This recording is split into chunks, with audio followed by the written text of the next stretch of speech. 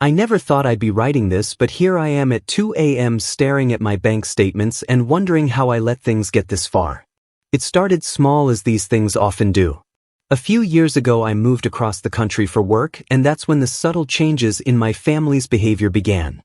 My sister Eleanor always had a way of making everything about money, but I didn't see the pattern until recently.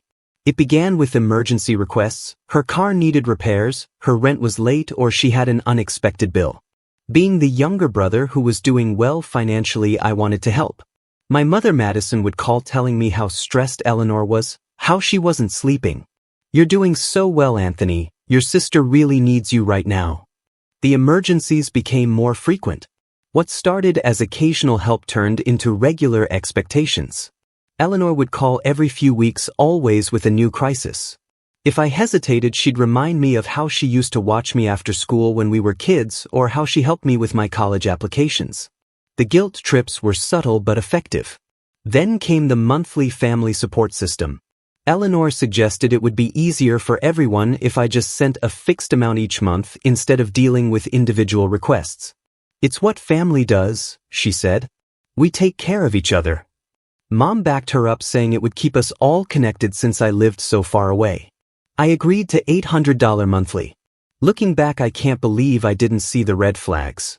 The amount gradually increased to $1,200 through various justifications: inflation, rising costs, family emergencies. Each increase came with promises of better financial management and claims that it would be temporary. The real eye-opener came last month. I couldn't attend my niece's birthday party due to an important work deadline. I sent a generous gift and promised to visit soon. The response? Eleanor called furious. "If you really cared about family, you'd make time. The least you could do is increase your monthly support to make up for not being here." That's when my girlfriend Nova noticed something odd on social media. While Eleanor was demanding more money for basic necessities, she was posting photos of designer purchases and luxury spa weekends. When I mentioned this to my mother, she defended Eleanor. "Your sister works hard as a single mom.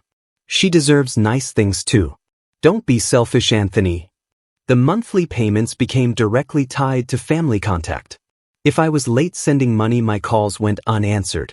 Family updates stopped. Pictures of my nieces and nephews were withheld. The message was clear: no money, no family connection. Last week I missed a payment for the first time. I was curious to see what would happen. Eleanor's response was immediate: "We are really disappointed in you, Anthony. We thought you valued family more than this. Mom's crying thanks to you." I started documenting everything: the requests, the guilt trips, the manipulation. Looking at it all written down, I felt sick. Nova suggested I talk to my cousin David, who had distanced himself from the family years ago. His response was eye-opening: "They did the same to me until I cut them off. It's their pattern." The breaking point came yesterday. Eleanor called demanding an explanation for the missed payment. When I expressed concerns about the situation, she laughed. "You're being dramatic. This is what successful family members do. They support the rest of the family. If you stop, don't expect to stay part of this family." I'm sitting here now looking at years of transaction histories. $800 became $1,000, then $1,200. The total is staggering. But it's not just about the money. It's about the realization that my family sees me as nothing more than an ATM with legs. Nova's been incredibly supportive, helping me see how abnormal this is. "Family love shouldn't come with a price tag," she said. She's right. I'm considering stopping the payments entirely, but I'm worried about losing contact with my nieces and nephews. My younger brother Jack just texted me asking if we could talk privately tomorrow.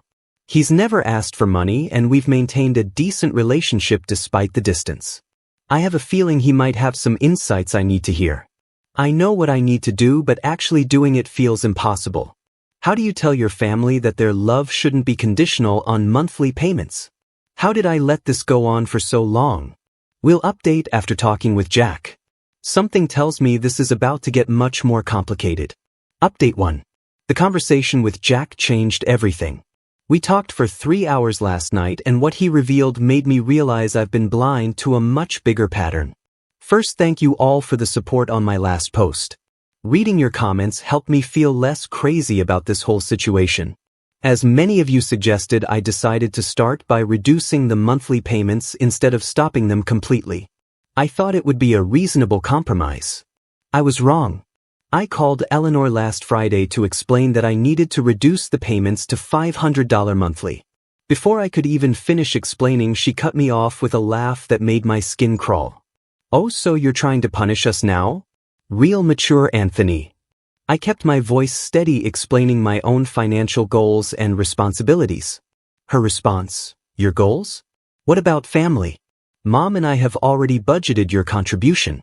We can't just change our lifestyle because you're being selfish." That's when I mentioned her recent Instagram posts. The new designer bags, the weekend trips to luxury spas, the expensive restaurants. There was a long pause before she snapped, "Are you stalking my social media? That's creepy. And anyway, how I spend my money is none of your business." "It is when it's my money," I said. "No, once you give it to us, it's our money. That's how family works." I was still processing this conversation when Mom called. She was crying, saying I was tearing the family apart. "Eleanor told me you're threatening to abandon us after everything we've done for you." That's when Jack's revelations started making horrible sense. Apparently, our Uncle David, Mom's brother, had been their primary supporter for years before me. He cut them off after discovering they were manipulating multiple family members for money. Sound familiar? They had him convinced he was the only one helping while simultaneously collecting from 3 other relatives. Jack showed me old family emails he'd saved. The pattern was identical: emergencies, guilt trips, emotional manipulation. They even used the same phrases: "This is what family does," and "Don't expect to stay part of this family." But here's the twist that made me feel physically ill. Jack found their shared budget spreadsheet on Mom's laptop while helping her with computer issues. They've been tracking their income streams from various family members like it's a business. My name was there along with projected amounts they expected to upgrade me to over the next year. They had me penciled in for $2,000 monthly by Christmas. There were notes about which emotional triggers worked best on each family member. Mine included college application help and childhood memories. They had it down to a science. Nova helped me gather all this information into a folder: bank statements, screenshots, Jack's evidence. She suggested I speak with a therapist to process everything, which I did yesterday. The therapist helped me see how deeply manipulative this whole system is. I drafted a clear, firm email to both Mom and Eleanor. No accusations, just facts. I would no longer be sending any monthly payments. I included my boundaries going forward and stated that our relationship needed to be based on genuine family connection, not financial transaction. Their responses came within minutes of each other. "Eleanor, you're dead to us. Don't bother trying to see the kids again." "Mom, I never raised you to be this cruel. The shame I feel as your mother." Then something unexpected happened. My aunt, Mom's sister, called me this morning. Turns out she received similar messages from them yesterday. They'd been working on her for months, setting up the same family support system. She called me after recognizing the pattern from her own experience with pyramid schemes years ago. Jack is standing firm with me. He sent me a recording of Eleanor trying to manipulate him into taking my place as the family supporter. Her exact words: "Now that Anthony has shown his true colors, it's your chance to step up as the good son." I've blocked their numbers for now. Nova's helping me process everything. The therapist suggested I might experience a grieving period, and she's right. I'm mourning the family I thought I had, not the one that saw me as an A-team. The hardest part? I found an old video from last Christmas. Everyone's laughing, opening presents. I now realize I basically paid for twice. Once as gifts and once through the monthly payments. Mom's telling stories about how proud she is of her children. The whole thing feels hollow now. Jack just texted that Eleanor is posting about toxic family members on Facebook, painting herself as the victim. Apparently, she started a fundraiser for emergency family support. The description includes thinly veiled references to me abandoning them. I'm meeting with Jack tomorrow. He says there's more I need to know about their past schemes, something about previous family estrangements I never knew about. I'm bracing myself for whatever new revelations come next. To those who warned me in the comments of my last post that this would get worse before it gets better, you were right. I just never imagined how much worse. It's been 3 weeks since I stopped the payments. The silence is deafening, but what happened yesterday changed everything. First, let me catch you up. After my last post, I met with Jack and learned even more about our family's history. He showed me old emails from cousins and relatives I barely remember, all with similar stories of financial manipulation. Each one followed the same pattern: support payments, emotional blackmail, then complete excommunication when the money stopped. The silent treatment started immediately after I sent that final email. My calls went straight to voicemail. Text messages showed as delivered but unread. Social media blocked on all platforms. Even my holiday card was returned unopened with "Return to Sender" scrolled across it in Eleanor's handwriting. The only communication I received was through their public Facebook posts, clearly meant for me to see through mutual friends. Eleanor shared long posts about ungrateful family members and the pain of betrayal. Mom posted Bible verses about honoring your parents and the sins of abandoning family. Their fundraiser gained traction in our hometown community. The story they're telling paints me as a wealthy, cold-hearted son who abandoned his struggling family. They've raised almost $3,000 from well-meaning people who don't know the full story. Last week I tried one last time to reach out about seeing my nieces and nephews. Eleanor's response was a single text: "We don't need you anymore. The kids are better off without an uncle who abandoned them." Then yesterday happened. I was getting coffee at my usual place when I ran into David, my mother's cousin. He was in town for business and recognized me from old family photos. We got to talking, and what he revealed floored me. Apparently, this financial manipulation spans 3 generations. My grandmother, Mom's mother, did the same thing to her children. When one source of money dried up, she'd move to the next relative. The family would close ranks around her, shunning anyone who refused to pay. Sound familiar? David showed me photos from the 90s family gatherings where certain relatives were conspicuously absent. These were the ones who'd stopped paying. Each time the family would spread stories about how these relatives had abandoned them, ensuring the narrative stayed controlled. "Your mom learned from the best," David said. "She watched her mother perfect this system for years. Eleanor is just continuing the tradition." Nova's been incredibly supportive through all this. She helped me set up a separate email account to communicate with extended family members who've reached out after seeing Eleanor's fundraiser. Several have shared their own stories of financial manipulation by my mother and sister. The most surprising contact came from Eleanor's ex-husband. He sent a long email explaining that their divorce wasn't just about growing apart as everyone claimed. He discovered similar financial manipulation patterns with her friends and coworkers. When he confronted her, she turned the entire family against him. "My therapist says I'm handling things well, but some days are harder than others." The hardest part isn't the silence. It's realizing that every family memory is now tainted. Was any of it real, or was it all just manipulation? Jack's been keeping me updated on their new targets. They've moved on to his wife's family using the same tactics, same emergencies, same guilt trips, same promises. They even use some of the exact phrases they used with me. The most recent development: Eleanor's fundraiser page suddenly switched from family emergency support to legal fund. According to Jack, they're consulting lawyers about grandparents' rights and family support obligations.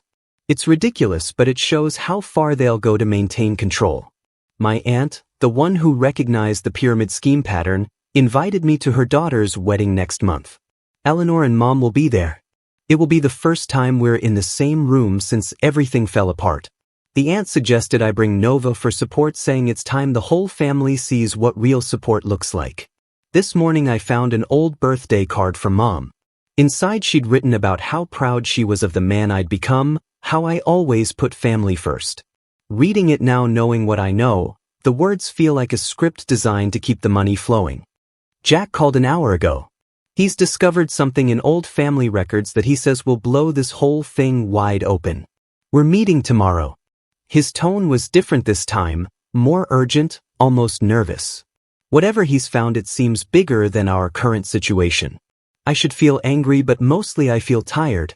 Tired of the manipulation, tired of questioning every memory, tired of wondering if I ever really had a family or just a carefully constructed illusion designed to extract money. Nova says the silence is a gift. It's showing me exactly who they are when the money stops flowing. She's right, but it doesn't make it hurt any less. We'll update after meeting with Jack. Something tells me we're about to uncover another layer to this whole mess. Final update. What Jack found changed everything. After our last meeting, I spent 2 weeks gathering evidence and building a case. What started as a simple family dispute has evolved into something much larger, a decades-long pattern of systematic financial exploitation that went far beyond our immediate family. The documents Jack discovered in our grandmother's old storage unit revealed a carefully orchestrated scheme spanning 3 generations. Bank statements, letters, and detailed records showed how my mother and Eleanor had been running what essentially amounted to a family-wide fraud operation. They hadn't just been manipulating me. They'd been running the same scheme simultaneously with multiple relatives, friends, and even Eleanor's coworkers. Each victim was isolated from the others, made to believe they were the only one helping. The total amount they'd extracted over the years was staggering. But here's where it gets interesting. Remember that legal fund they were raising? Turns out Eleanor had been embezzling from her workplace using the same tactics. She'd convinced several coworkers to loan her money using the same emotional manipulation playbook she used on family. I compiled everything: bank records, emails, social media posts, recorded conversations, witness statements from other victims, and sent it all to her employer's fraud department and the relevant authorities. I also forwarded evidence of tax evasion spanning several years to the appropriate agencies. Within days, Eleanor was terminated from her position. The company is pressing charges. Multiple victims have come forward with similar stories, each one adding another layer to the investigation. Mom's involvement as a co-conspirator is also being scrutinized. Their carefully constructed house of cards is collapsing. The family that once shunned me is now desperately trying to distance themselves from Eleanor and Mom as investigations multiply. Former victims are speaking out, encouraged by the company's investigation. Eleanor's social media fundraiser was shut down for fraudulent claims. Her attempts to start new ones keep getting reported and removed. The community that once sympathized with her is now seeing the truth backed by undeniable evidence. I made sure every family member, friend, and acquaintance they'd exploited received copies of the evidence. Their entire support network has crumbled as people realize the extent of their manipulation. Jack helped me set up a support group for the victims, providing a platform for sharing experiences and coordinating legal responses. The stories that have emerged paint a picture of systematic exploitation that spans decades. Mom tried reaching out last week, not to apologize but to beg me to stop the investigations. "You're destroying your sister's life," she said. I replied with a single screenshot of her own spreadsheet showing how she'd tracked and manipulated multiple victims simultaneously. Eleanor's ex-husband used the evidence to reopen their divorce settlement, revealing how she'd hidden assets and lied about her finances.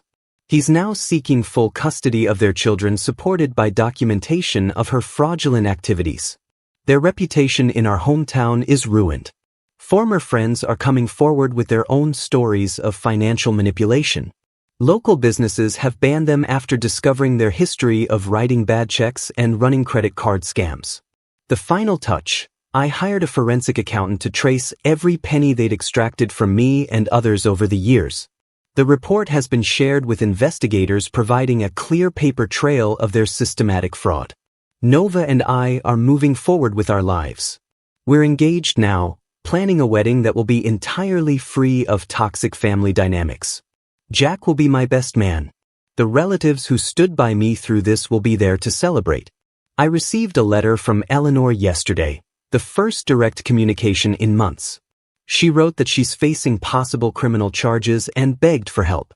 I sent the letter to the investigators as additional evidence. Mom's house is being foreclosed. Turns out their entire lifestyle was built on fraudulent loans and manipulated funds.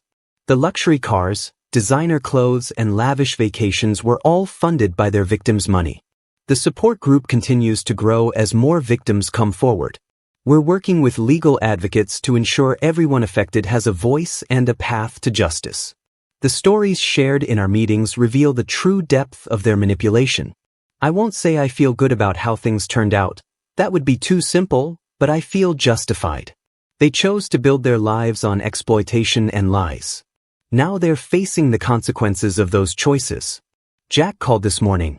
He's heard through family channels that Eleanor is planning to leave the country to avoid prosecution. I've already notified the relevant authorities. Some might say this response was too harsh, that family deserves forgiveness. But this wasn't about revenge. It was about justice, about protecting future victims, about breaking a cycle of exploitation that had destroyed too many lives. The investigators estimate that their scheme affected over 30 people across 2 decades. Each victim thought they were alone, specially chosen for manipulation. Together we've exposed the truth. Nova says I seem lighter now, more at peace. She's right. Breaking free isn't just about escaping manipulation, it's about ensuring the manipulators can never harm anyone else. This will be my final update. The legal process will take its course. Eleanor and Mom will face the consequences of their actions, and I'll continue building a life based on genuine connections rather than financial exploitation. To everyone who supported me through this journey, thank you. To those still trapped in similar situations, there's a way out. The truth, painful as it may be, is always better than living in a web of lies. Jack just texted, more evidence has surfaced, but that's a story for another day, one that will likely unfold in a courtroom rather than on Reddit. Breaking free isn't just an act of separation. Sometimes it's an act of justice.